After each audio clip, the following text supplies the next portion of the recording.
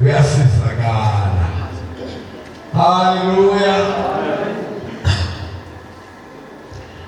Kuna mshabeleli itsole libuza ukuthi nisathanda yini ngibe phambi kwenu? Nisathanda yini ngibe phambi kwenu?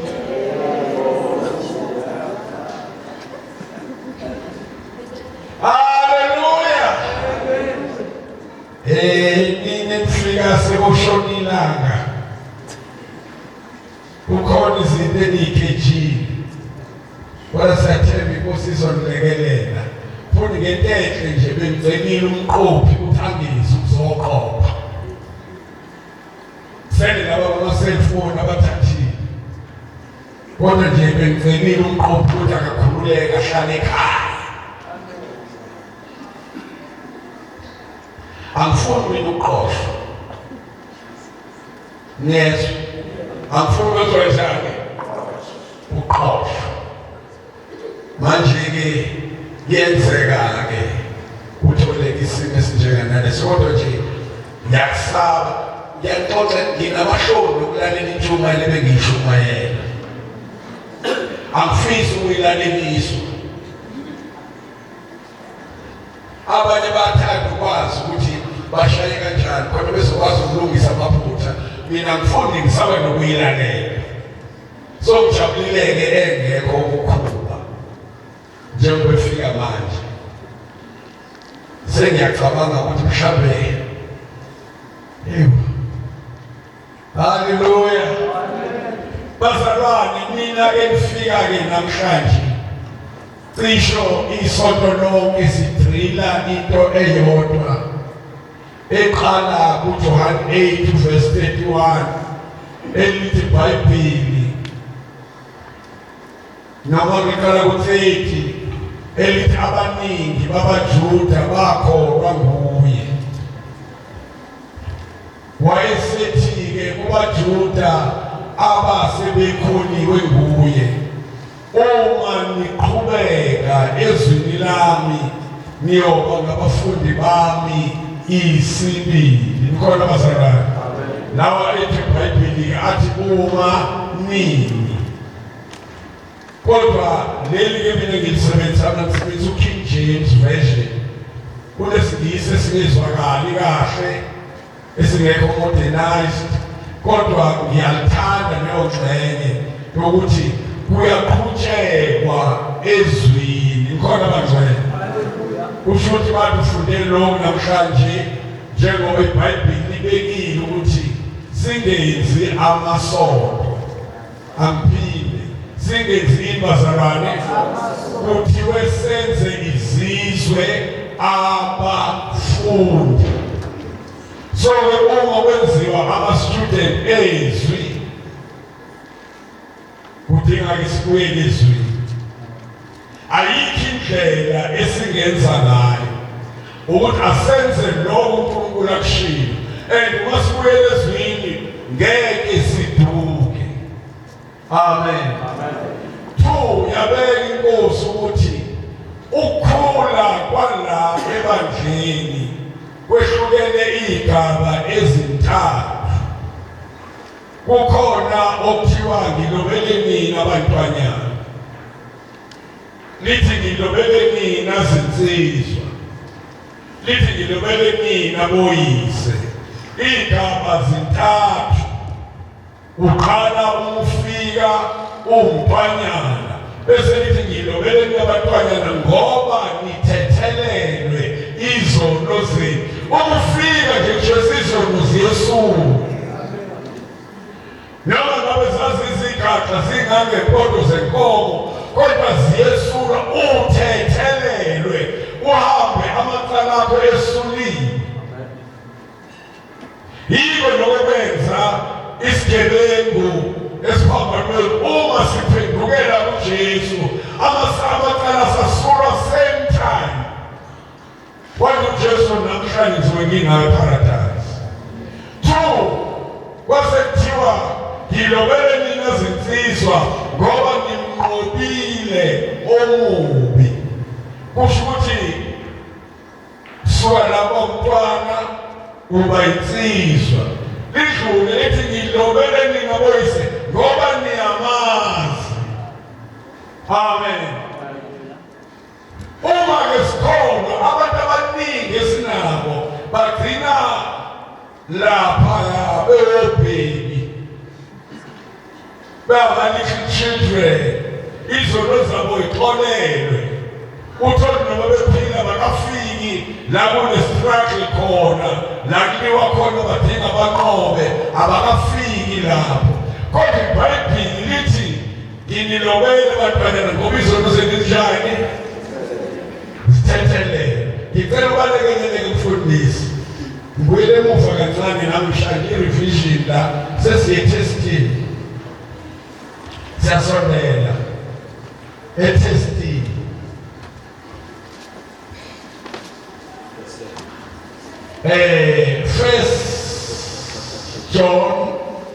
First John chapter 2 verse 9. Verse number 9. Lowathi usekukhanyeni abe ezonda umzalwane wakhe, usesebumnyameni uze kube kalokhu. Othanda umzalwane wakhe uhlala ekukhanyeni, akukho sikhubekiso kuye. Lapha ozonda umzalwane wakhe usebumnyameni, uhamba ebumnyameni, akazi lapho eya khona. Abazalwane nani niyazi esikoleni ufunda ukuthi ngifundile beqale phansi futhi kufunda.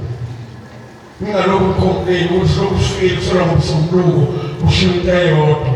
First John chapter 2 ushiya into eyodwa. Ngeke ngidlule iklasi lengakaphasi. Ngeke nje ngiyenze mistake. Uma madlala umekhuluma uthi yena waba sesikoleni wafica amawele andawonye erepeater first year. Kodwa wathi ngoba wafice esekhona usho ukuthi uma kubizwa izinto abayifundisiwe usathiwa nje bhalano yena ukhophela laba kade bevike sebafice sebekhona. Abhale leyo nto ebhalwa yilaba abaficile. Kubizwe kuthiwa abheke ukuthi benze njani, abhale lokho. Kuthiwe abheke ukuthi bathini, awubafika eklasini, abhale lokho. Kuthiwe kuthiwe bese kuthiwa lethanile uzobaba be-mistake ukuthi wafika umiss washaya indingilizi uziro mkhulu. Uthi inkinga yakhe yena akacabanganga ukuthi njengoba berepeater ingoba kade bengezwanga. Uthathula wasebekhona usho bayazi. Uthi wagcina lapho ukhophela. Manje-ke nala-ke sihamba kanjalo. Uthola ukuthi niba nabantu abanye ngempela bafuni lutho. Alright, funda-ke mfundisi. Lapho ozonda umzalwane wakhe usebumnyameni, lalelani uma nje unenzondo unenzondo uyithokhele ukuthi isuswe yini ukuphi wena sebumnyameni. Ngizokubuza njalo ukuthi obani abazondayo. Ngeke ngikubuze uzondelani. Kodwa ngizokubuza obani abanjani. Uthola ukuthi uyazonda elithi iBhayibhili umuzondo kuphi? Sebumnyameni. Qhubeka. Uhamba ebumnyameni. Noma ngabe ula kodwa umuzondo uhamba kuphi? Ebumnyameni. Qhubeka. Akazi lapho eya khona. Wena uyasho ukuthi ngiyazi kodwa lithi iBhayibhili kanjani? Akazi. Qhubeka. Ngokuba ubumnyama buwaphukuthisile amehlo akhe. Yebo. Ngilobela nina bantwanyana ngokuba nithethelelwe izono ngenxa yegama lento ekhulunywayo ikhulunywa kubantu ababantwanyana sebefinyelele labethethelelwe khona izono. Kodwa uma nina nihamba nenzondo nisesebumnyameni. Isizathu sokuzonda sibuzwa. Into ebalulekile ukuthi wena umthetho wakho uthethelelwe zinto zikubuyisele emuva zenze ugazi lapho uya khona. Qhubeka.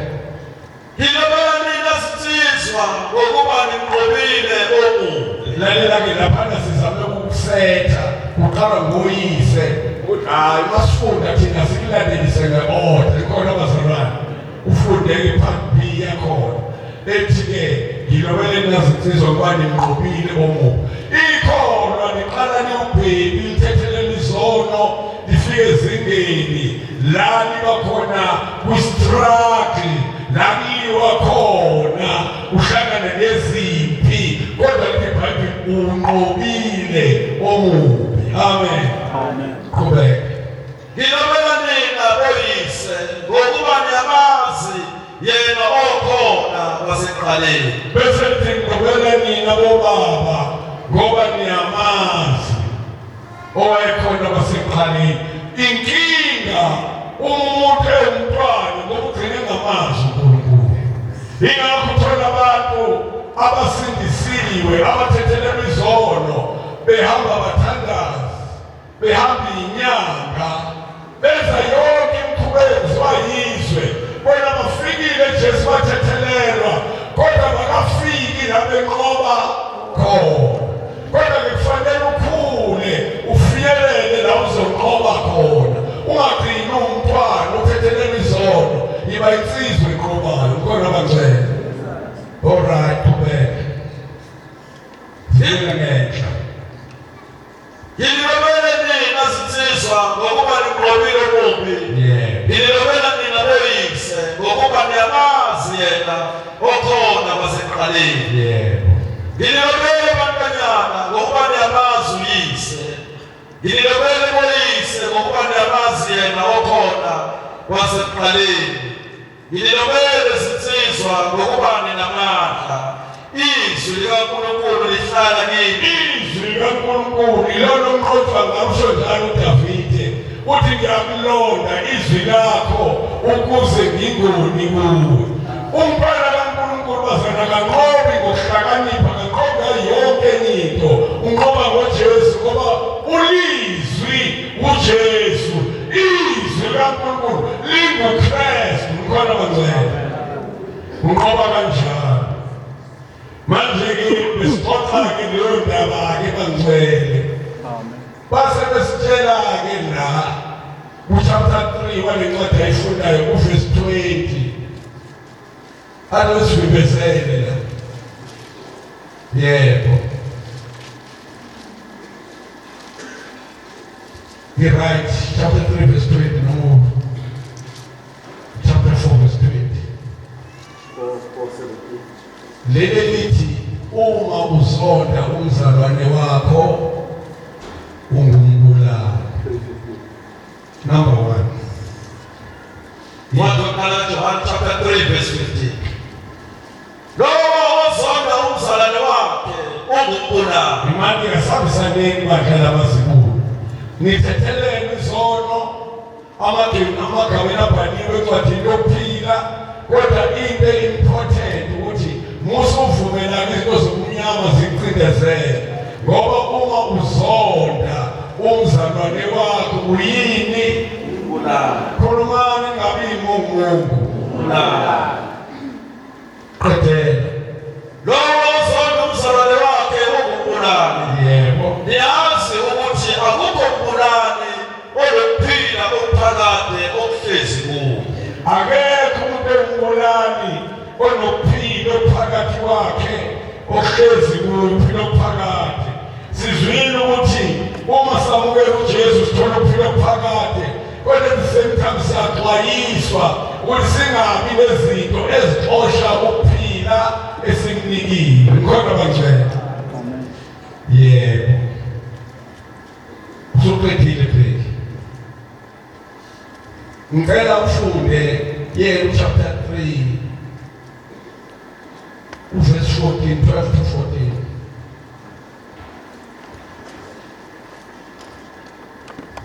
Nanti izwi elalizwayo kwasekuqaleni lokuba sithandane. Ungabi njengoKhayini owaba ngomubi. Yes. Wabulala umfowabo, wambulalelani ngokuba imisebenzi yakhe yayimibi, kepha yomfowabo yayilungile. Ningamangali bazalwane uma izwe lilizonda. Siyazi ukuthi sidlulile ekufeni sangena ekuphileni. Lima kancane. Uma umuntu ehlangene noJesu uyazi ukuthi udlulile kuphi bazalwane. Hayi khulumani. Sangena kuphi? Ekuphileni. Ukuhlangana noJesu kwenza ungabalwa nabantu abafileyo, ubalwa nabantu abaphileyo, udlulile ekufeni wangena ekuphileni. Ingakho singashaywa uvalo ngezinto ezenzekayo ngoba asisafi ngempela. Ngibonile wambonile ubhuti wami esefa la. Ngibonile ngoba ngubeni babona ukuthi awunanga madlala ehamba. Ake ngithi kubulalo nomphelayo wangabe safuna ngabe ufike.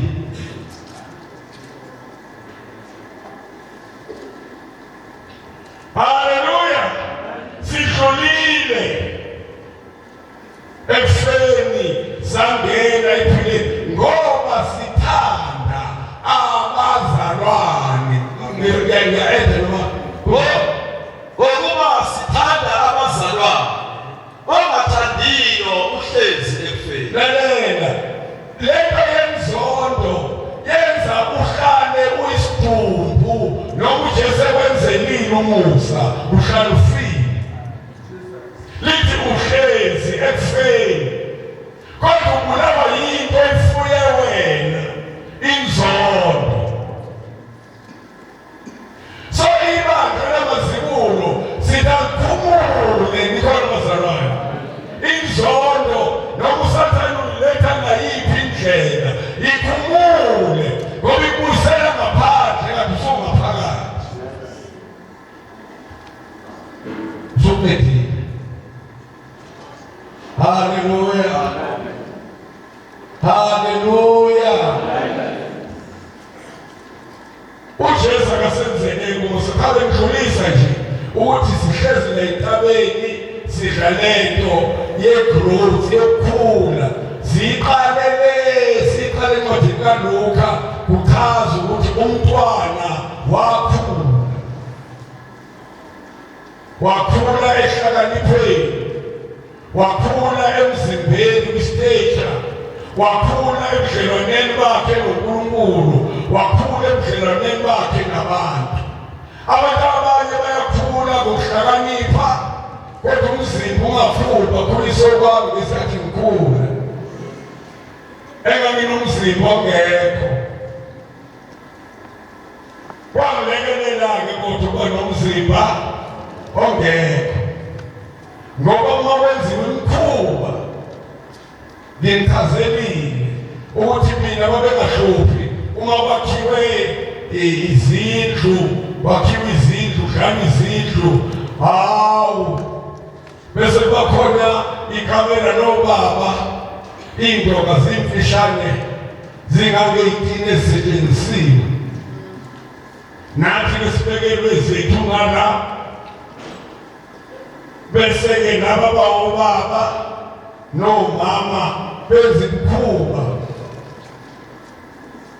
Thina siyingane siyabona ngoba ikamera linamafasitela.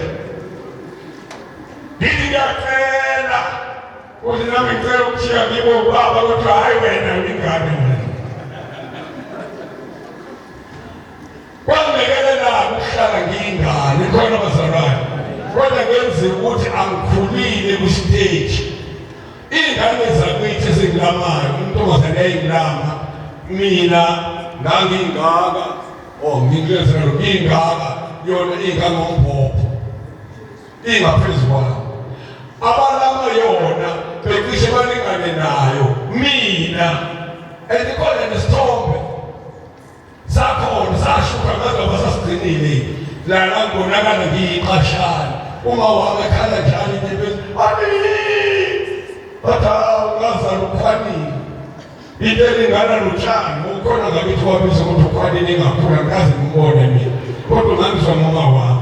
Inkosi yangilekelela ukuthi-ke nala ekholweni kuyadinga umzalwane angagcine ubhebi akafike la enqoba khona afike la esazi khona uNkulunkulu ngona bazalwane lezi zinto uJesu ayiqinisayo phakathi kwethu ziqiniswa ngoba sesiyamazi elisho njalo iBhayibheli ukuthi-ke uma sesimazi yena noma yini esicelayo ngoba siba nesibindi ngoba siyamazi uzosenzela yona. Amen. Kanti ngithintwa umama wakangusengeni etsheni nje manje we mama uZulu was mama sengeni etsheni hayi uwoza ukuphi usubalekile woza mama uZulu wasengeni etsheni uphi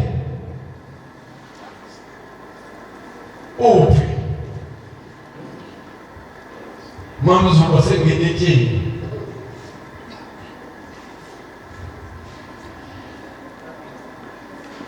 umama uZulu wasengeni etsheni umthandazi loyo ushada umthandazi nini nibe namashoko angithi nina vese nisho la nibiza ngabathandazi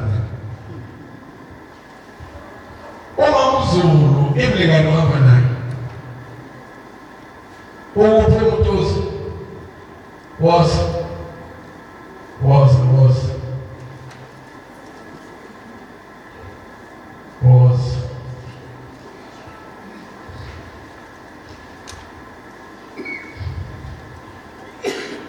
mama kibela phezulu wena umama uZulu uhamba nalo mntwana ngoba igama lakho amanda bonke abantu sebewo amanda wakaba wankosi cha uhamba naye umama uZulu umama uZulu usefike la naye esingasho ukuthi umuntu odlulile emntwaneni wafika emsizweni useqala ukuba indoda inkono bazalwane indoda enababele useqala ukuba indoda ufike ebudodeni lalelani lo mama uhlala isikhathi singakanani ejele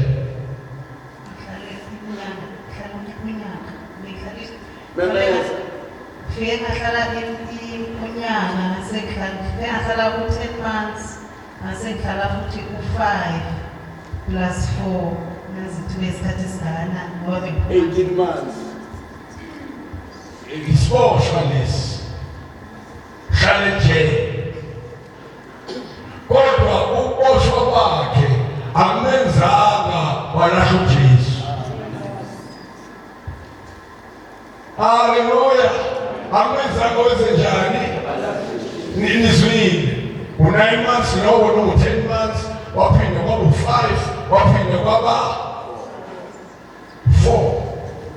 Wanqoba ngoJesu. Uba bakuwena ngaba ukho la.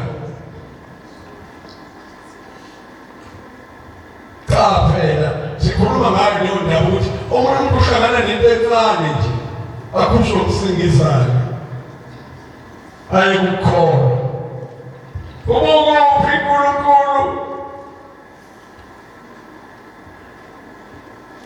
ngeke bekungichaza ukuthi wayebosheleni wengenzanga lutho kodwa waboshwa waba phakathi kwesixuku esibulela umuntu hayi ukuthi wakuna bona wamshaya ngamajabana isho kakhulu angase ngishaya kodwa ukhona isixukwini ngangekho la ishapho ngangikhona emithingini ngayiseshaya ngangekho wayekhona emithingini umeseshaya wenjani ngoba wayekhona la kwakwenziwa khona imithingi. Haleluya. Manje uyashumayela endaweni yakubo uyisiboshwa sinjalo esishumayelayo. Haleluya. Manje ke anginike umbhobho uyikhulumeleke. Amen bazalwane. Uma Mzulu athubilele bazalwane, mntwana kaNkulunkulu osindisiwe. Sindisiwe bazalwane. Kuningi engingakusho kuJesu lapho angilungisisise khona. Wavula amehlo kodwa nje ngafakaza ngamandla kaJesu akasewenzile kuleya ndawo yabacibilili. Kuningi nje kakhulu bazalwane. Okuyikuthi makunemoya kakhulu ukuhlasela isimo semoya uJesu avele. Sekuze kwaziwa nje kunesangoma bazalwane esaziwayo kunomthandazo. Bese kwaziwa ukuthi khona la okukhulekwa khona kumenyezwe igama likaJesu. Nokuba-ke njalo uJesu bamenziwe ngokugcina bese efike enze imangaliso. Umntwana nje lo la u-Amanda ufikile bazalwane ekhaya ehlaselekile. Samkhulekela-ke uthe masikhonza wahlaseleka sambona ewa ibhukuza bazalwane kungathi yabhilikinqa. Saya kuye samkhulekela samemeza igama likaJesu. Samemeza igama likaJesu wabhilinqa waseyathula do bazalwane. Samemeza igama likaJesu ngegama likaJesu ngegama likaJesu. Sabona ukuthi sesiside isikhathi manje usethule nje do. Sabe ngakhumbula bazalwane ukuthi ngithinta umpriest ngathatha ifoni ngasacofe kunakahle. Phinde ngithathe phinde ngiqale phansi. Bazalwane ngafonela ubaba. Ngathi mangimfonela ubaba ngitshela baba nami umntwana uhlaselekile uthule. Ngamtshela ngihlaselekile uthola ukuthi simemeza igama likaJesu. Wathi nje mayiqambe ukukhulekela ethi igama likaJesu wavula amehlo. Wadonsa umoya kakhulu bazalwane. Samdumisa uJesu kakhulu umsebenzi akawenza.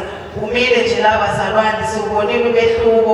Ngisho impilo yakhe ngisho uyena uqobo nje ushintshile.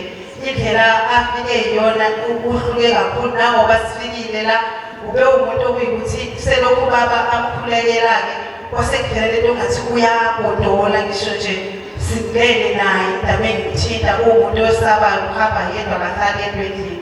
Kodwa begodola bazalwane selokhu sifikile la kuphelile nyanga ngoba noma phaphana kusuku kanti bazalwane okunye kuye kwaba nomunye umntwana futhi naye wafika uyeza nje nayinkonzweni kodwa kezile sihlanganyela naye bazalwane. Naye ube nomoya umhlasele bengahambi yedwa ngisho etoilet engasali endlini makuphuma kumele ngiphume naye.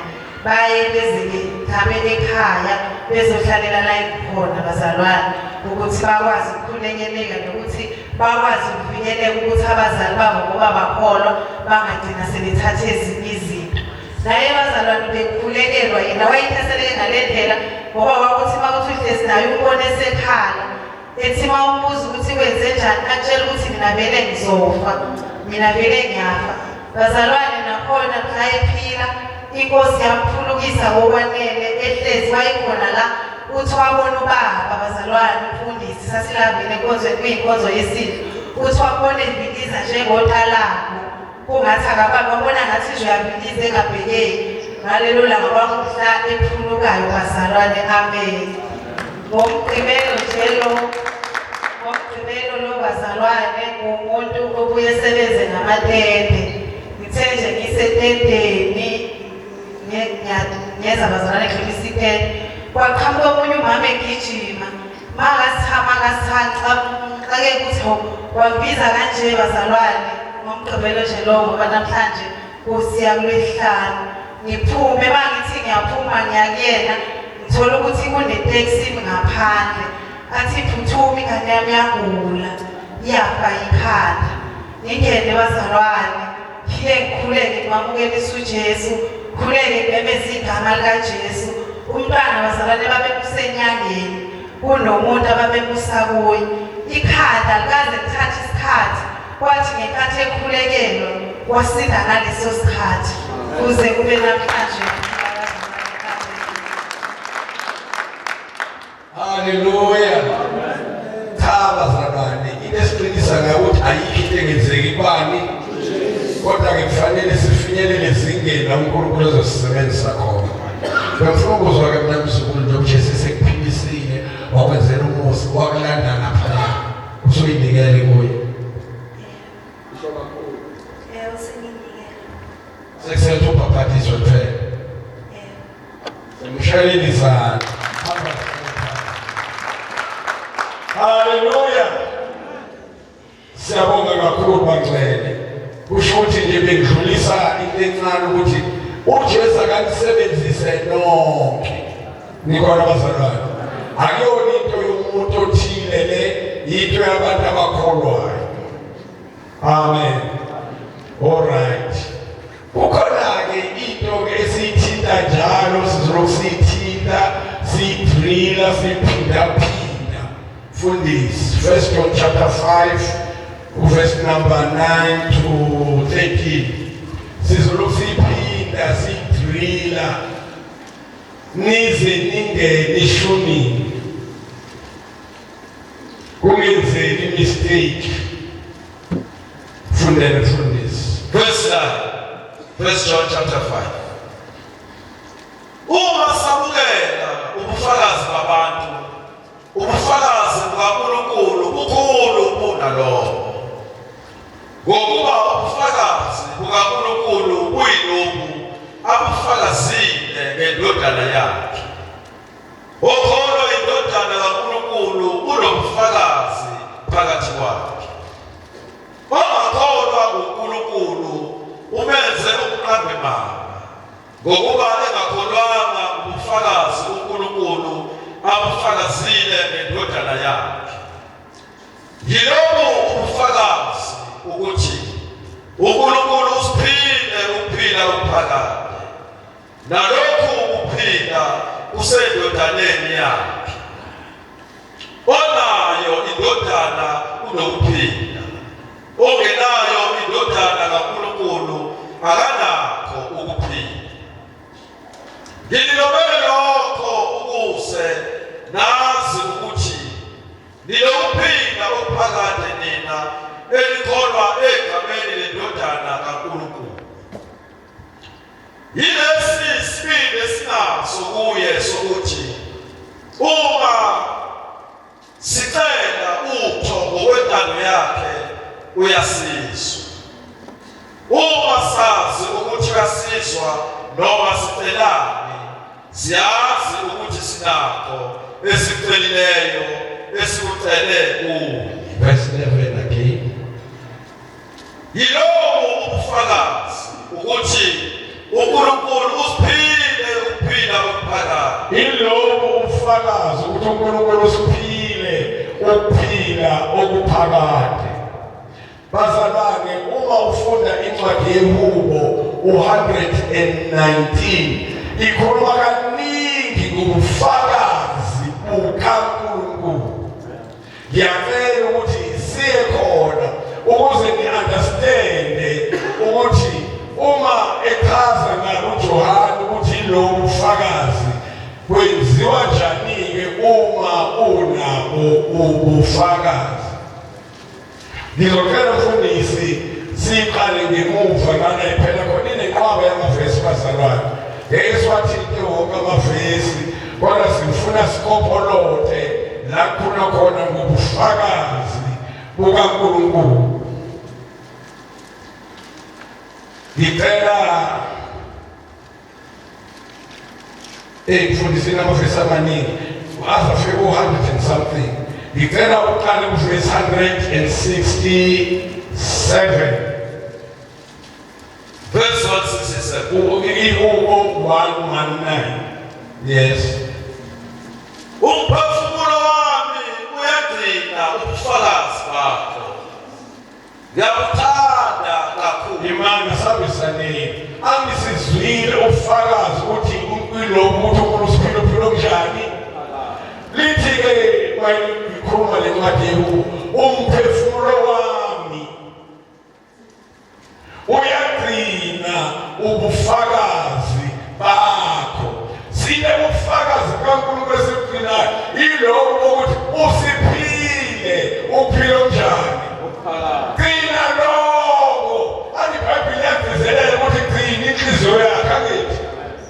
Gcina-ke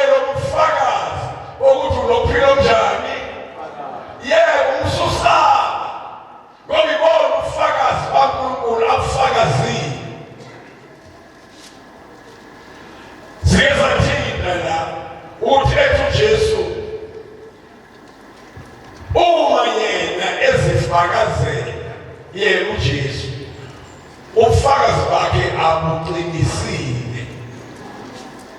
Kodwa kukhona omfakazelayo, uNkulunkulu omthumileyo, bese ethi imisebenzi uNkulunkulu ayenzayo iyona efakazayo ngoJesu. Nikhona bazalwane, ngendlela uMamZulu ngesasigodi sakubo ekhuluma ngoJesu, abantu abezwa uMamZulu babona imisebenzi uNkulunkulu aqinisa ngayo into efakaza uMamZulu. Umphefumulo wami uyagcina ubufakazi bakho. Yini ubufakazi kaNkulunkulu bazalwane? Sholo kakhulu. Ayo yisho. Ayishoni bo. Bamba kahle. Ilobo ubufakazi uNkulunkulu afakazile ukuthi usiphile, uphile njani phakathi. Sayeka yonke lento ezimidlalo lesiyidlala. Sigcina ufakazi kaNkulunkulu manje khona bazalwane.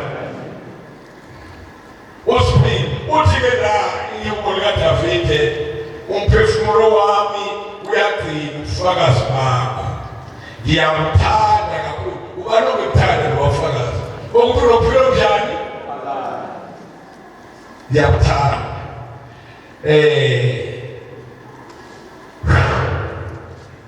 Emhlabeni izinhlupheko zithulisa ihubo lethu. Mfundisi, ngicela ufundele la abantu banginikele isibusiso la uthi ngikhanyise. Sengilokhu ngicela nje. Verse number 1557. Khona lapha. Verse 157. Abangisikelayo nabayizitha kimi baningi. Abangizingelayo nabayizitha kimi bangakanani bazalwane? Qhubeka. Kepha ebufakazini bakho angiphezulu. Kepha lobo bufakazi uNkulunkulu asinike bona noma izitha zingathini akinjani. Yikho-ke nina nihlabelele ukuthi ngeke ngiyeke ukukhonza. Ngoba ziningi izitha, kodwa ngenxa yokwazi ukuthi yini ubufakazi. Haleluya. Ngeke ngiyeke. Usho njalo lophinde mhlawumbe bezwanga kahle mfundisi. Abangisikelayo nabayizitha kimi baningi. Kepha ebufakazini bakho angiphezulu. Umphela kaNkulunkulu ngoba unento ephathekayo iphethe ukuthi uphiwe uphilo phakade. Bangakusingela babe baningi kodwa ungakuthetheli. Haleluya. Ungakuthetheli, ungenzisi kwanenye insizwa engezwa xoxwa ngayo eyabanenhlanhla yathi iziphilela nje isebenzele ejaldini lomlungu, yabanenhlanhla yathola igolide.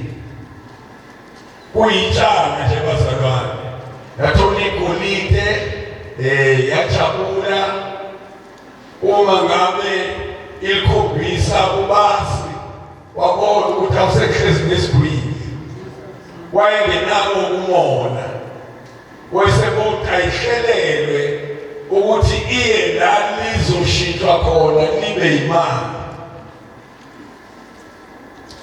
Base be-organize, bamphumula ama-short pants ayewagqoka angekona ukhishini ngoba begqoka amabhuluku amafishane anento. Baphumula okhakhi laba ayebagqoka, bamfunela amasuti, bamthengela impahla ezinhle ezokushintsha, bamthengela nesigqoko, bamthengela yonke into, ne-umbrella, bamthengela izinto. Base-ke behlele ukuthi uzohamba ngomkhumbi aye lapho ezofika athole khona i-exchange yegolide athole ucash. Waphuthela amahhotela wahamba namabhanoyi engakafika emkhunjini useyisigwili. Wazofika-ke emkhunjini wagibela wakhethela futhi a-special room nengezohlala nabanye abantu khona emkhunjini waba yedwa ukuze ngabikhona abantu abaphazamisa iy'ntayiphethe. Hoyi wahlala kwaba mnandi hamba amasonto inyanga umkhumbi emanzini ubheke la iyothola khona ucash wakhe. Endleleni sehanjiwe futhi kwasezofikwa lapho wathi ukuvula ifastela kanti bevese ehlezi la kuthiwa akayiphathe kahle lento yakhe kodwa edlala ngayo elokuyiphonsa phezulu abuye eqala athi awukodwa mina sengiyisigwili umlungu wami ungenzela izinto ezinhle kanje ngoba sengiyisigwili angiseye-patient boy alokhu edlala phonse phezulu eqala wayesevula ifastela sekubonakala la eyakhona ihamba seyibonakala wayesephotse igolide lakhe lathi langabuyela ngakuyena lehlika ngefastela ngaphandle langena emanzini. Yonke injabulo lenayo yaphela ngale leyakhona ulindele wahamba kumkhumbi ubefika ngale wahlangatshezwa yikhulu beza nemoto ey'tatazelayo ey'manzi ibhokisi kade kufakwe khona nedlulise khona umehluko kuphumele bamthatha bamfaka emotweni wakitsheliswa kwaba isikhulu wayolaliswa ehhotela basebefika labo abazokwenza i-exchange basebesho ukuthi siyacela usinike-ke le bhokisi elena nempahla yakho. Wabheka phansi bathi siyacela kwasho ukuthi ayisekho into phakathi wadlulisa ibhokisi uma belivula bathola ukuthi li-empty. Base bebuza ukuthi wendoda wenze njani wayesechaza-ke nesitori esengisishilo ukuthi liwile olwandle angilaphansi kwalanda amaphoyisa uzoboshwa uboshela ukuthi ibhalo eligibelile lizokhokhelwa na ukudla kudlile kukhokhelwa na umkhumbi agibele kukhokhelwa na yonke into yakhe ikhokhelwa na ngale mali yena adlale ngayo. Kwathi engayoboshwa kwaphela uba isikhulu uchezukile nikhona bazalwane emnyakweni ababemnika wona wayesekhala sekuphelile uba isikhulu ulahla into ebalulekile precious stone. Uphilo phakathi kuyinto enjalo. Haleluya. Kuyinto eyigugu ongadingi ukulahla. Ingakho ethi uDavide afuna ebufakazini bakho angiphezulu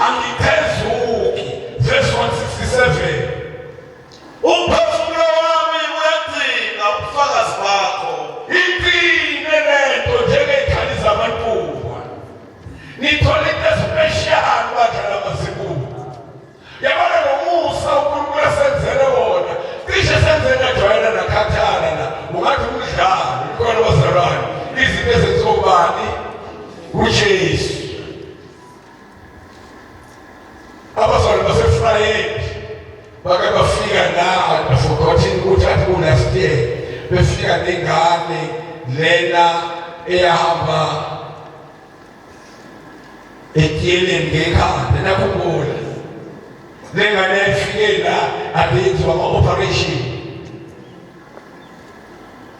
uJesu ayenze isimangaliso ibina besakhumbula lokho obani bakhumbula bakho ingane kwangalindele lutho ngenxa yento eyayenzekile angazi sengizengakhohlwa odokotela babetheni kwabizwa leli gama kaJesu elifohlayo lanika ingane impilo bethene nengqondo yayo ngeke iphinde nazi wathi kodwa amandla kaJesu ayivuse embhedeni ayinika impilo beza nayo la yazoma ubufakazi ukuthi uJesu wenzani hayi ngeke ukhumbula babekhona bathi athabaniki haleluya ngoba uJesu uyaphinda khona bazalwane ingakho lithi iBhayibheli ungakhohlwa imisebenzi yakhe yani yomusa angusathana wenze ngikhohlwe kuze kube ngathi nje yabo singalibali ubufakazi uNkulunkulu asenzele bona manje ke asiphezuki khona bazalwane usho njalo kepha ubufakazini bakho angikela ukuze ikuphi umfazi ongachazi kubo ishoni hayi ishoni kakhulu mase nabo nje sebona abantu zibensapha ngeke ngize ngisho umuntu umphilo phakathi usiphile uphilo njani obakho imangezwi thina manje iBhayibheli sinophilo phakathi sidlulile efeni angasazona umuntu sangena kuphi abanye vele bashathi mina ngeke ngize ngisho mina ukuthi ngidlulile mina ngizazonda mina uzonda uhleze kufeni awazi la uyakhona awazi nokuthi ukhuleka ngani ngoba hambe kumnyameni kodwa ke uma ugcwele uthando iBhayibheli yagcizelela ukuthi uvumile lapho ngicela kufundiswe ehle kancane ufunde uverse number 165 ngizaba ukuthi 165 akazi mangena lo mxolelo 161 hayi 165 ufundiswa 162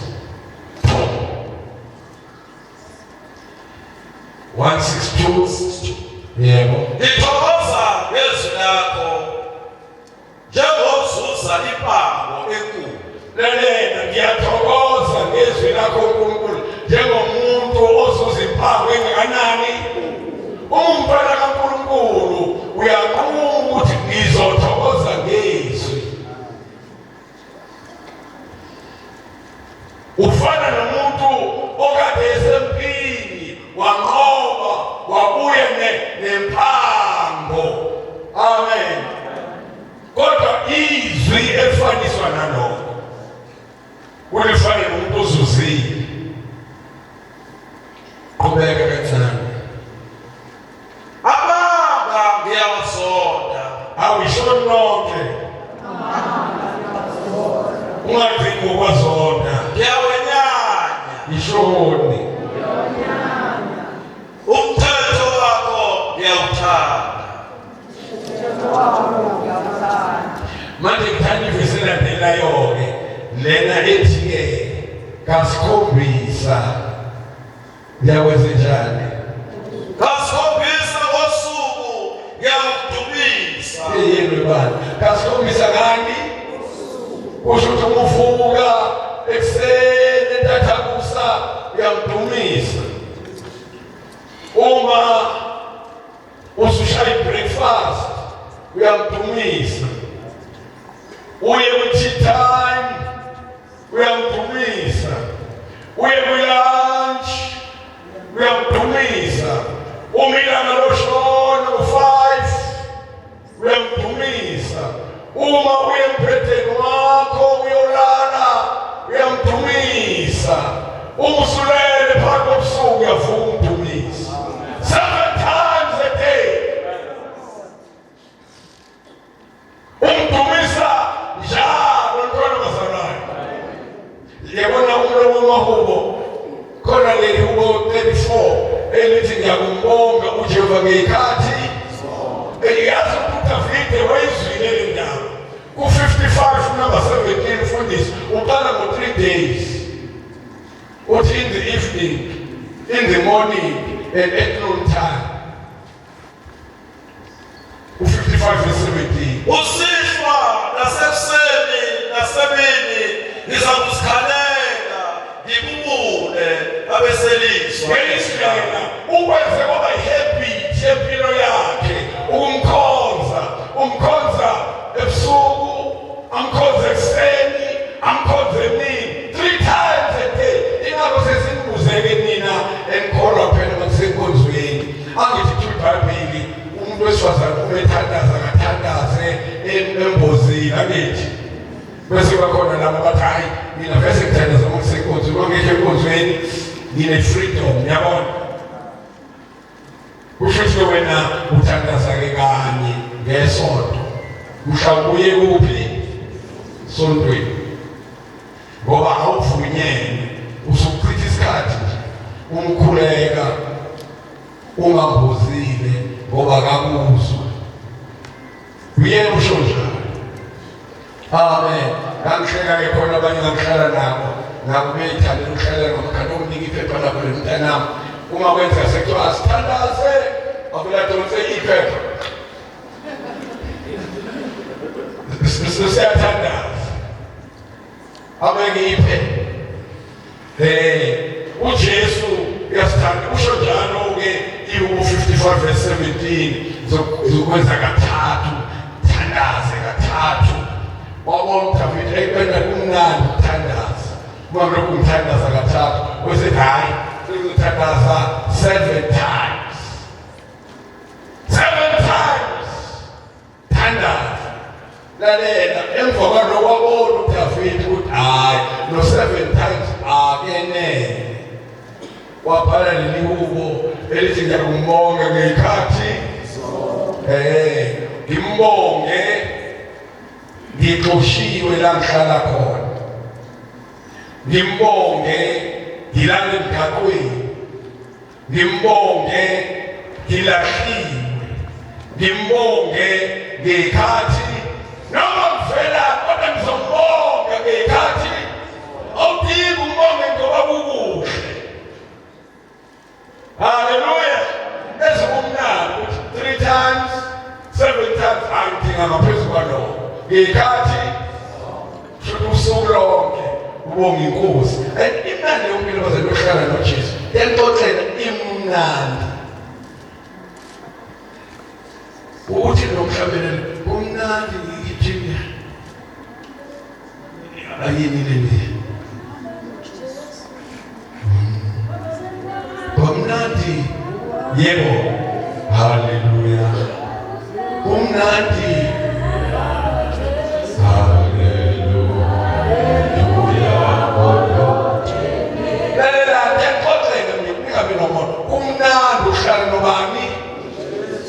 imnandi leyompilo leyo uyikhombinishela lutho olukhona emhlabeni.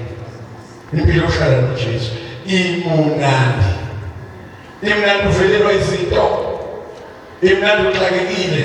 Ande njengoba uNkulunkulu esebenza phakathi kwethu iqinisa izwi lakhe abantu balakilelizwe laseqhubu babethi uma lento kaMadlala isebenza wafa kanjani umkakhe kusho ngingene nawo ngamjabulele nje ukuthi ulale enophilo njani phakathi ngingangene ndawo bebona uJesu eqinisa izwi lakhe ebahlangabeza bathi pho wafa kanjani owakhe.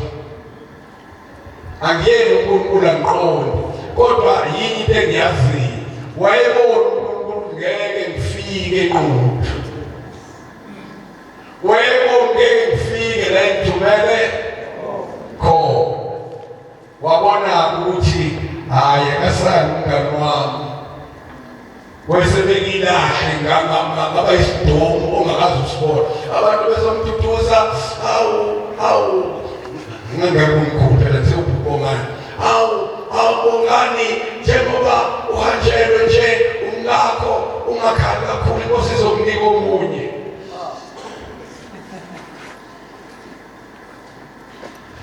Omunye kwaba sesibhedlela sister na uthola ilungelo lokukhuluma uthi yena ewakhuluma kamnandi wathi hawu kamngcono kodwa ukuthi ubhulungani ngathi wena nokhwapheni kusho ukuthi umehamba lo kukhona abantu uroll on wena ngajabula lokho nje bayazi ukuthi akunayo ubani kodwa bengikhalela bengiduduza bese ngifuna ngibonge uhlelo lehlala nalo khawumentali yena ngempela funa ngithathe nimsela phana isayilo kwakuthiwa isayilo phela thina mental institution uhlelo lempila nalo luvele lisukume lihlabelele ngisho lona lokuhlabela ukuthi ngaso zonke iy'nsuku ngizombonga bese ngithi ngiyahamba ngeNquthu la inkosi ngithumele khona bonke abantu abazindaba yaNquthu abasibabone inkosikazi waboshonile noshonele bangahluphi shame ufele umfazi insani ziyarara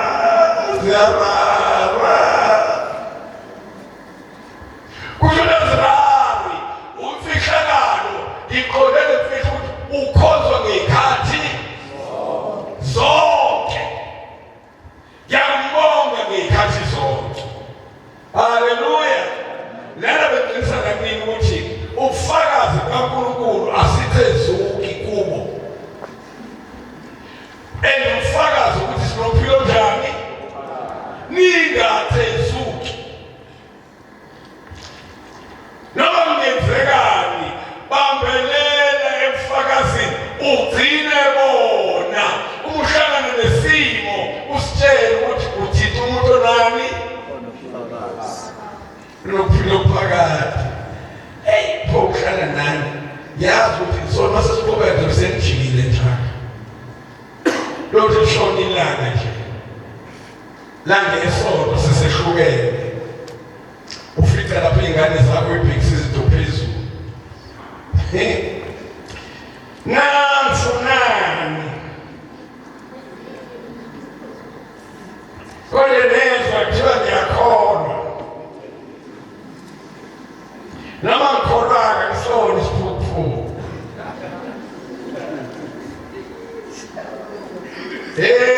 abantu asithezuke ebufakazini ikhona abazalwane lalelani ngicela ukuthi sishule lamazwi ambalwa khona la encwadini yamaHubo 1:19 funa isihlehla isibuyele kancane emuva niyifunele le ncwadi bazalwane igcwele ubufakazi kaNkulunkulu ayichazanga kodwa siyabonga ukuthi uchaziwe ngani ku-New Testament. Mfundisi ngicela ufunda uverse number 24. Number 24. Abazalwane ngizama ukuthinta lento okuthiwa ubufakazi bukaNkulunkulu. Verse 24. Ubufakazi bakho kuyintokozo yami, bungumluleki wami. Uma uhlangene noMoya oNgcwele ubufakazi loba sinike bona buyintokozo. Akekho umuntu ongathi akajabuli ukuthi unophilo phakathi. Buyintokozo. Lo bufakazi buyaxoxa nabo ufundisa indlela yokuyiphatha. Buyamluleka ukuthi musu phuma kanje. Nikhona bazalwane. Ubufakazi abufakazile uNkulunkulu ngendodana yakhe ukuthi usiphile uphilo njani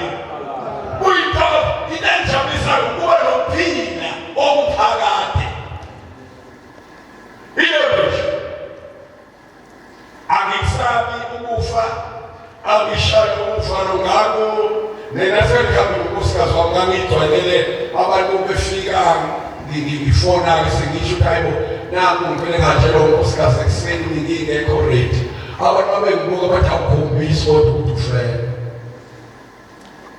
kanti lezi ukuthi ngingakhombisi yile ntokozo yobufakazi ukuthi nginokuphila kulalo muntu onokuphila akazi ngizwe kahle umuntu ngikhalela ngokungazi ukuthi uyahamba ukuthi akwazi ukufika ithuba lokugcina uJesu engekho noma singebona behlulile kodwa nje ukhala lapho-ke uthi inkosi uyophaphama kule ndawo eshiwoyo lesi sicebe saphaphama kuyo sathi ngiyasha kuleli langani uyakhala-ke la kodwa uma umuntu abukela uJesu uyarijosa kuthiwa kuyinhlokome ezulwini khona bazalwane ubufakazi bakho uyintokozo yami. 2 ungumaluleki wami. Hayi asabisaneni angithi ufakazi weNkosi ibona okusilekelelayo indlela esimele sihambe ngayo indlela esimele siphile ufakazi.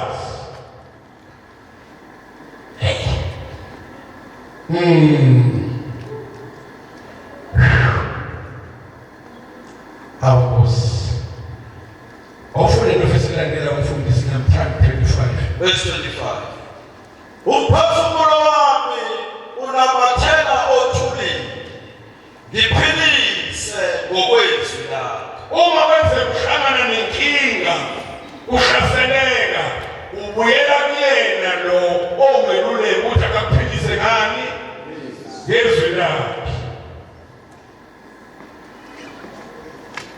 Khona umhlabelo sasekushabelela kudala sithi I will talk about my Savior everywhere I go. Everywhere I go. Everywhere I go. I will talk about my Savior. Everywhere I go. Singing joy, joy, joy in my heart.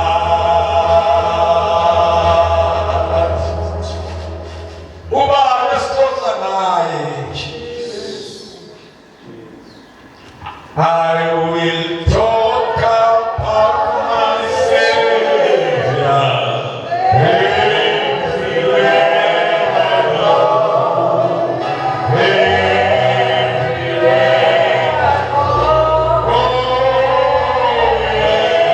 I go.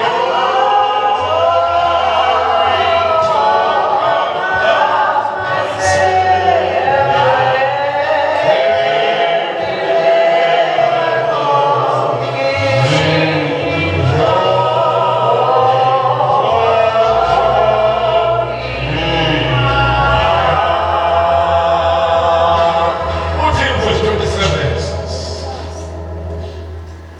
Ngibonise indlela yeziyalezo zakho ukuba ngikhulume ngesimangaliso zakho. nalelani badlala bazibuko asambisane kanti sixoxa nge-New Testament abantu labaxosha khona uJesu ngenxa yokuthi amadimoni aphume kumuntu oligiyona bangene engulubeni nakhumbona bese nomuntu kade noligiyona ethi ufuna ukuhamba noJesu athi uJesu no musohamba nami buyele ekhaya ubatshele ukuthi kungakanani inkosi ekwenzele uJesu sebuya bonke abantu bomuzi base bemlindele uJesu ngenxa yalo muntu ofakaza ngayo ngoba ufakaze ngesimangaliso abasaziyo kanti phila nqunu emadoki ehlala emathuleni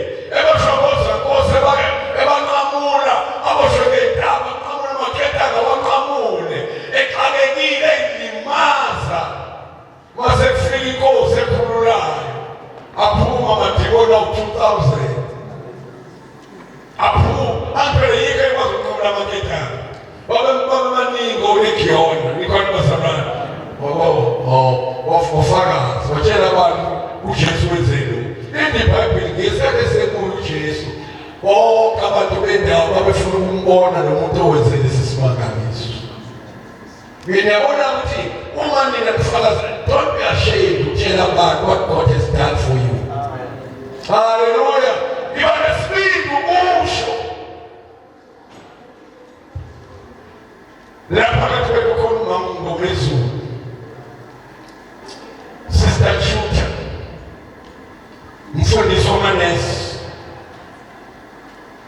uhlaselekile believe it was last year.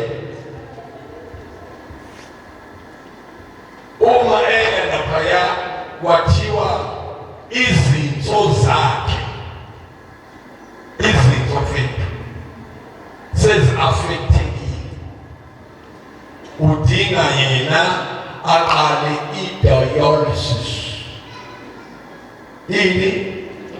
Dialysis. Bazomdialyza. Manje-ke ngicabanga ngikhumbule omunye umzalwane waseMaritzburg yafona Mama kuthiwe izinto zamazisebenzi manje ngizoqala i-dialysis. Ngithi nje mina une-medical aid.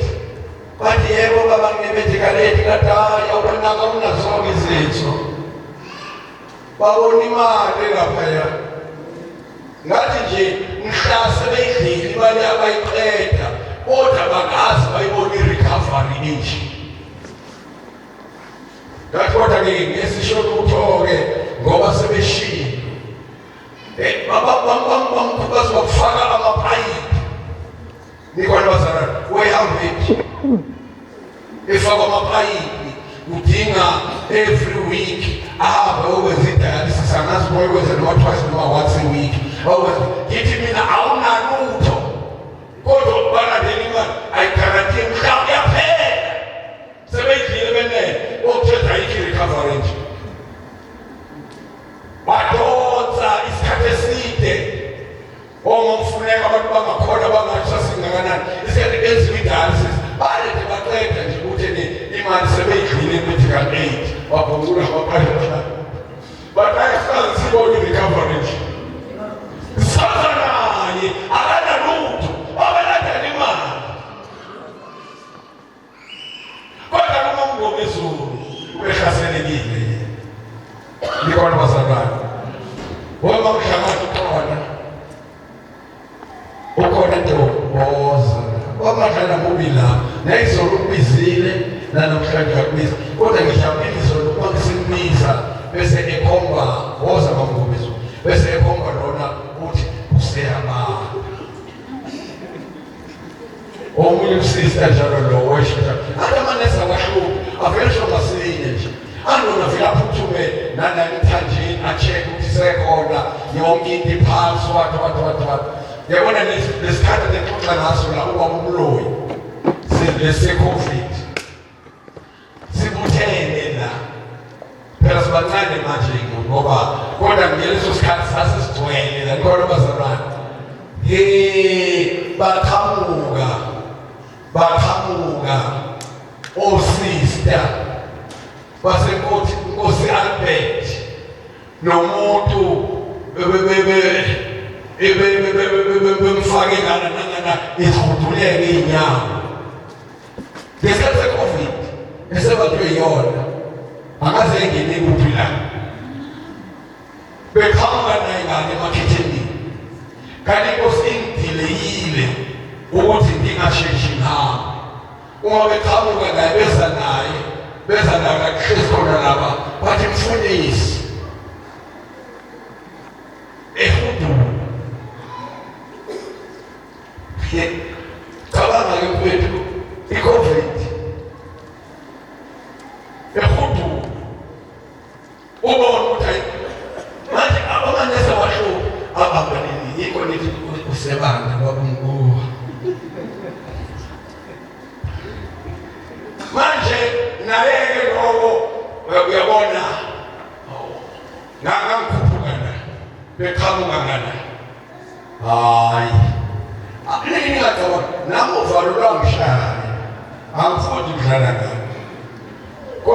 bangilekelela ukuthi ngiqhube isibindi. Ngiye khona ngicabanga ukuthi uma sekuyimina kumfundisi ngishawa umfana bazoba njani laba abamthwele. Ngaya khona ngafika ngabiza igama likabani ngathi inkosi ngimfuthi ngimphefumulele ngase ngithi wavelwa babuyele emuva bahamba bolanda leyo ntombazane isize yashada behlale njalo amahlakeni ngibize ngithi nangu mafafuki.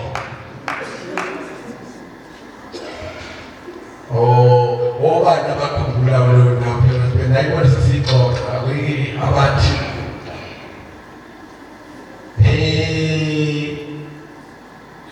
njalo uma kuhlala bese kukhuluma ngey'mangaliso inkosi esenzile. Cabanga ukuthi kwakuba njani njengoba sasiqhubekela ngekhaya esethebula amaphosa singaqhubeki sesophume ephepheni. First page lwamfundisi uyaboshwa kuthe valwe yena wangavala wazenza ngcono. Haleluya. uJesu wayekile ngasenzelelo cha ngithi akubeke sister Shutha la ungixoxelewe indaba yakho ngashukela nabantu bazona ningalokho ngisona bese mnanje uma uyishisa njengabantu abaningi ngiyashisa noma cha ngicela ngabe ngiyakusukela. Haleluya. Nabingelela abazalwane egameni likaJesu waseNazaretha, amen. Njengoba besechazile abazalwane unyaka odlule ngahlaseleka abazalwane ngalaliswa esibhedlela kwafike kwatholakala ukuthi izinso zami abazalwane seyiphilile sezu-13% indlela yokusebenza kwazo. Kwaseke abazalwane sekufanele ukuthi ngikhethe ukuthi ngoba izinga lazo lehle kakhulu kufanele ukuthi ziyokwenziwa i-dialysis nezisakwazi ukuthi zelapheke ngendlela engakwazi ukuthi ilapheke ngayo. Washo ukuthi-ke bazalwane kwakuyisikhathi lapho kwakade kuhambe khona umfana wami sekufanele ukuthi ngibuyele ekhaya ngiyolungiselela ukuthi kufihle umfana. Ngase sengiyabuyela ekhaya sebengithatha ngiyolungiselela ukuthi kufihle umfana ngase sengiyabuya emva komngcwabo womfana. Ngaqhubeka nabo-ke sekuthiwa umuntu sengiphathe kusekhona for ukuthi aqale ukudayalisa. Ngase sengicela ukukhuluma nodokotela. Xoxa-ke nodokotela ngathi cha dokotela ngeke ngikwazi ukuyithatha i-dialysis. Wachazela-ke wathi ungcono ngoba uyazi nobungozi bakhona ukuthi uzoba ubungozi obungakanani. Ngathi cha dokotela ngeke ngize ngikwazi ukuthi ngiqale ukwenza i-dialysis. Ngeke ngize ngiqale dokotela. Waseke bazalwane base sengisho kanjalo-ke vele ngiyazi lapho ukuthi akazokuthi shajala lutho angizukuthola lutho ngoba nganilungela kwi-dialysis.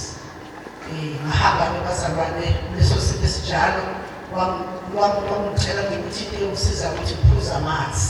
Ngahamba-ke bazalwane babuyele ekhaya ngaphuza amanzi-ke njengoba kushiwo bazalwane. Kodwa ngiyambonga uJesu bazalwane, ngiyacela ukuthi yena ubaba uGumbi ngiyathobeka baba ukuthi cela ngifundele amaHubo 54 verse 7.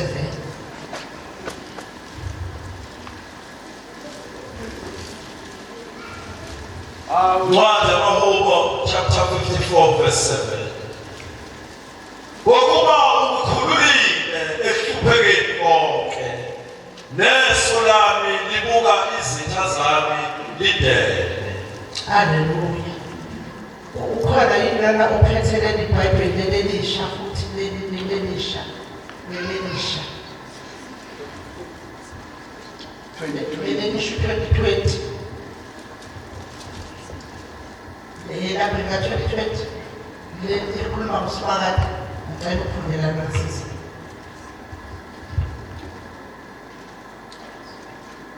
Funde.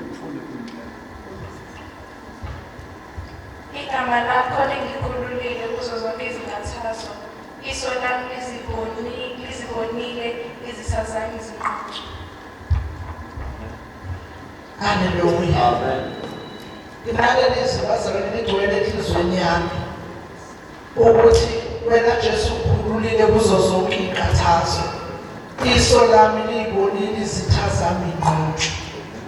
Kuthe bazalwane sengiphumile ngabuyela emuva udokotela senginikeza idate yokubuya ukuthi ngiyobuya ninezombona. Ngiyacabanga ukuthi engqondweni yakhe mhlawumbe lokuthi vele ngiyobuya sengizoyicela ngaphela i-dialysis isimo siyobe sesisimo. Kodwa bazalwane uJesu wavela namandla akhe. Ayibonge inkosi bazalwane. Kwathi sekusondela insuku bazalwane zokuthi ngiye khona ngakhumbula ukuthi enkonzweni ngacela ngoba kusibuyela abazalwane bonke ukuthi bangikhulekele ngiyabuyela kudokotela. Ngase sengiphinde bazalwane sengifonela ubaba umtshela baba ngiyacela umthandazo ngibuyela kudokotela ngifuna ukuqamba manga bazalwane ngangesaba. Kodwa nami ngakukholwa kodwa kwakunokholwa kunokwesaba ukuthi Jesu angijabulisa udokotela bona uNkulunkulu wami ehluleke. Ayibonge inkosi ngoba ngase ngimtshela udokotela ukuthi umntwana kaNkulunkulu ngiyakholwa usindisiwe egameni likaJesu ngabo ngeke ngize ngiqale cela unginikeze ithuba lokukhuluma noJesu wami. So ngalokho ukuthi nje Jesu ucela ungangijabulisa ukuthi ngibuyele kuya kudokotela bese zofika ethi umbonile uJesu wakho ukuthi wehlulekile izitho zakho zife kakhulu kunaqala. Kodwa bazalwane ngiyamdumisa uJesu ukuthi ngathi mangifika lapha ngithatha amagazi kwafike kwatholakala ukuthi izitho zami ziyiphuvile. Dokotela bazalwane wamangala ukuthi kwenzeke kanjani ufike wangangitholeni. Ngathi mina dokotela ngitholanga lutho. Into engingaya udokotela seyangibuza ukuthi kahle wena ubani ngoba ngiyawadesa ama-patient kodwa kukhona into engifuna ukuyazi ukuthi nawe wena ubani ngoba ngangazange ngiyichaze bazalwane ngangiyi-patient njengama-patient yonke. Ngasethi dokotela inye into engiyazi ukuthi umntwana kaNkulunkulu ngiyakholwa ukholwa egameni likaJesu waseNazaretha. Wathi usondaphi? Ngathi angisonti dokotela, ngiyakholwa hlanganela bonke abangcwele abesaba uNkulunkulu ngimntwana nje kaNkulunkulu ngiyakholwa egameni likaJesu.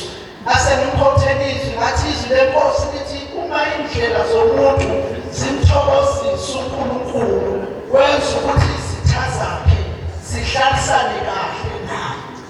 Wabonga abazalwane wathi hayi kusha lokhu ngiyaqala akaze ngibone. Ngathi dokotela sawuqhubeka njengoba udokotela ebekade lenzele naqala ngiyawakholwa amandla kaJesu. Yazi bazalwane njengoba ngimile la ngiyadayinazi njengoba ngimile nje kufakaza kungisizile ukufakaza abazalwane naye bengingakhona bengifike ngisho ngithi ngiyadayinazi egameni likaJesu. Ngase ngifana nje ngiqala ukufakaza bazalwane noma ngiphozisa kuphi ngithi umuntu bazalwane ngokwemkhathi wadiagnose ukuthi izitho zakhe ziphelile kodwa njengoba ngimi lapha phambi kwenu bazalwane umuntu odayinazi esukwini umuntu ophila nge-dialysis yasesukwini ngiphila bazalwane nge-dialysis yasesukwini usuku nosuku bazalwane ngiyadayinazwa ngamandla egama likaJesu waseNazaretha. Befike endlini bazalwane bengibuyelile for i-check-up kade ngisemediclinic. Ngifikile bazalwane ngafakwa emshinini yonke ngafakwa kwi-scan ngafakwa kwi-ultrasound benziwa yonke into ukutholakala ukuthi yini into eyenzakalayo ezithweni zami. Makutholakala bazalwane 100% izitho zakhe.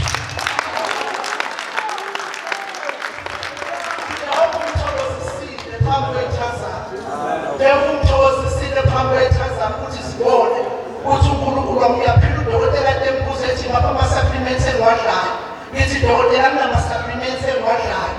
Ngitshelile dokotela ukuthi mina ngahlangana nefihlakalo yamandla okholwa egameni likaJesu uyaphila bazalwane inkosi inibusise.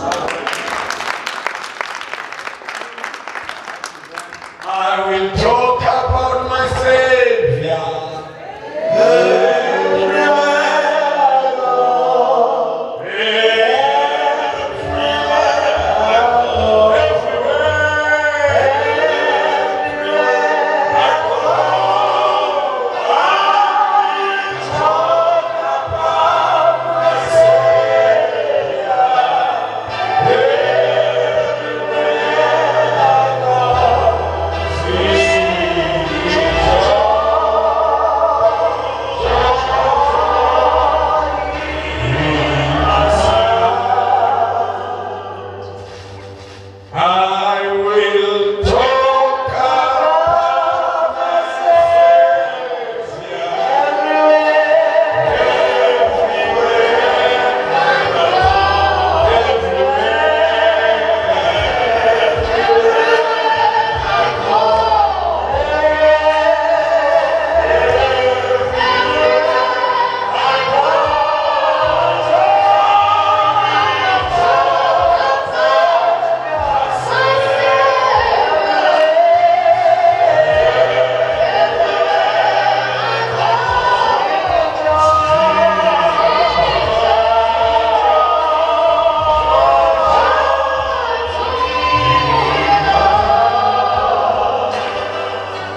ubufakazi bakho uyintokozo yami bungumluleki wami. Ngiyazi beningisola uma ngithi sesisezulwini, angibe ningisola bamlolo wena ungisola wena, kodwa ngikwazi ukuthi ngivele ngithi sesisezulwini. Sisezulwini, ezulwini asingeni isifo, nikhona asingeni inhlungu, angeni ukuhlupheka. Sisezulwini, sisemhlabeni. Lithe iBhayibheli asesimo abalelizwe simbuso kunye nabangcwele. Hayi, sibalwa nabantu abasezulwini, simbuso kunye nobani nabangcwele. Yabona abazalwana ngazi ukuthi ungathini bani. Uyabona sihlabelela nomhlabeleli ukuthi welam loni